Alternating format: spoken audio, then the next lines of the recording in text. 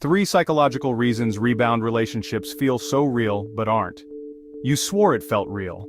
The way they looked at you, the way your heart beat faster, the way, for a moment, it felt like you could actually breathe again after the breakup. You told yourself, this has to mean something, this feels so different. But now, it's over, or fading, or feeling off. And you're stuck wondering, was it ever real? Did I fall in love too fast, or was I just trying not to feel broken? Here's the truth. Rebound relationships can feel just as intense, sometimes more, than real ones. But that doesn't mean they're built to last.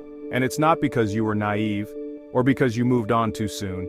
It's because your brain and your heart were in survival mode, and they were doing what they could to help you feel whole again. In this video, I'm going to walk you through the 3 powerful psychological reasons why rebound relationships feel so real, even when they aren't built on real compatibility or emotional readiness. We're going to break down what was happening in your brain, your body, and your identity, so that you stop blaming yourself for falling and start understanding why it felt the way it did. Let's get into it. Reason number 1, emotional displacement. After a breakup, we don't just lose the person, we lose a version of ourselves. We lose the routine, the identity, the future we were planning, and that emotional vacuum, it hurts. It makes your nervous system feel like it's floating without gravity. So what happens next? Your brain and body look for something, anything, to anchor back into. Enter the rebound. But here's the key. You're not falling for this new person. You're transferring unresolved emotion from the last one. You're not starting from zero. You're starting from heartbreak. And instead of feeling that pain, processing it or healing it, you unintentionally redirect it. You give this new person all the energy, hope, and emotional weight you haven't even unpacked from the last relationship. This is called emotional displacement. It's not manipulation, it's not fake. It's what your system does to survive grief. You're not ready, but your heart aches for connection, so it latches onto someone new. And for a while, it works. It feels lighter, safer, exciting.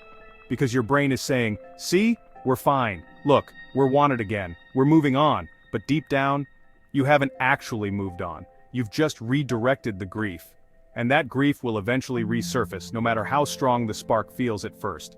This is why rebound relationships often feel intense fast, but collapse when deeper emotional needs start showing up. The foundation isn't clean. It's carrying pieces of your past, even if you can't see them yet. Reason number 2, dopamine rebound. After a breakup, your brain isn't just emotionally hurting, it's chemically crashing. Love and attachment release powerful neurochemicals, dopamine, oxytocin, serotonin. You don't just miss the person, you miss the biological high that came with them. And when that's ripped away, your brain scrambles for something, anything, to recreate the emotional buzz. Enter the rebound, a new person, a new flirt, a new spark, and suddenly, you feel alive again. You're texting constantly, your heart's racing, you can't stop thinking about them. It feels like love, it feels intense. But what you're really experiencing is a dopamine hit, a chemical surge that makes the new connection feel magnetic, even if it's not emotionally aligned. This is what psychologists call limerence, a state of intense infatuation often driven by fantasy and emotional need, not actual compatibility or long-term safety. Your brain isn't measuring if this person is right for you. It's just grateful that someone is giving it a break from the pain. It's confusing relief with real connection. And here's where it gets tricky. That dopamine spike, it doesn't last. And once it fades, you're left with the real person. Not the fantasy, not the chemical high, just them, in full emotional reality. And often, you realize there's no true bond. Just a temporary rush that masks the pain. This doesn't make you foolish, it makes you human. It means your brain was trying to help you feel good again, even if it wasn't real love. Reason number 3, identity rebuilding through attachment. Breakups don't just end a relationship, they unravel a version of you. You were someone's person, you shared routines, roles, futures, and when they walked away, or you did, something inside you went silent. Suddenly, the reflection you were used to seeing in someone else's eyes is gone. You don't just grieve the person. You grieve the identity that was tied to being the girlfriend, the boyfriend, the partner. You grieve the emotional rhythm you built with them. You grieve the version of you that only existed inside that connection. It's disorienting. You feel emotionally homeless, like your sense of worth has no anchor. And that's when the rebound shows up. At first, they seem like comfort. They make you laugh again, they want you, They text you in the morning, they see you, and for the first time since the breakup, you feel seen. It's a high. But here's the part no one talks about. You're not falling in love with them. You're falling in love with how they make you feel about yourself. They reflect back an identity you lost. You're still desirable. You're still lovable. You're still enough. But that reflection isn't real. It's not rooted in your healing. It's a borrowed mirror. You haven't rebuilt your self-worth yet. You've just temporarily outsourced it. This is called attachment-based identity reconstruction, a pattern where we attach to someone not because they're right for us, but because we need them to fill the void where our sense of self used to live. The problem? When that attachment becomes the source of your stability, any sign of inconsistency from them becomes a threat. If they don't reply fast, you spiral. If they pull away, you question your worth. If they change energy, you feel like you're back at square one. Because it was never just about them, it was about the emotional scaffolding they unknowingly became. And the longer that identity stays unhealed, the more likely you are to accept a relationship that looks like love, but is really just emotional survival. This doesn't mean you were foolish, it means you were in pain. You were doing what all humans are wired to do, seek connection when we feel broken. But here's the truth that changes everything. Real healing begins when you stop needing someone to reflect your worth back to you, and start seeing it within yourself again. So if you're realizing the rebound wasn't real love, but an attempt to feel whole again, that's not shame, that's self-awareness. And from that place you get to rebuild, not through someone else, but from within. Why rebounds crash? The illusion fades. Rebound relationships don't usually end with fireworks. They end with confusion, with quiet disconnection, with the slow realization that something isn't quite right. The dopamine wears off, the fantasy fades, and one day you look at the person across from you and think, I don't actually know them, we don't talk deeply, this isn't what I thought it was. And that's the crash, because rebounds often begin on emotional urgency, not emotional readiness. You didn't bond through stability, you bonded through survival.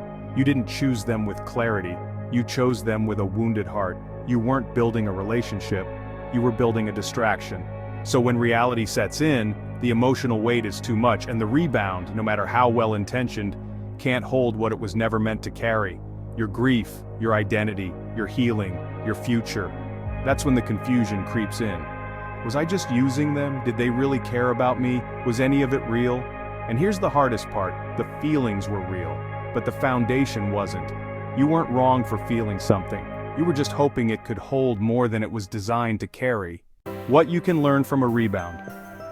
Here's the truth that might surprise you. Just because a rebound didn't last, doesn't mean it was a mistake. It meant something. It gave you a glimpse of what it feels like to be desired again, to laugh again, to feel hope again, even if just for a moment. Maybe it showed you how not to abandon yourself for attention. Maybe it revealed what you still need to heal. Maybe it woke you up to the fact that moving on isn't the same as moving forward. And all of that, that's growth. A rebound isn't failure, it's feedback. A message from your heart that you still want love, even if you weren't ready yet. So instead of judging yourself for falling fast, thank yourself for still believing in connection, and promise yourself the next time, it will be rooted in readiness, not recovery. Closing message. If you've been sitting with that question, was it real, or was it just a rebound? Here's your answer. It felt real, because you were real. Your heart was honest, your hope was valid, your desire to feel whole again was human.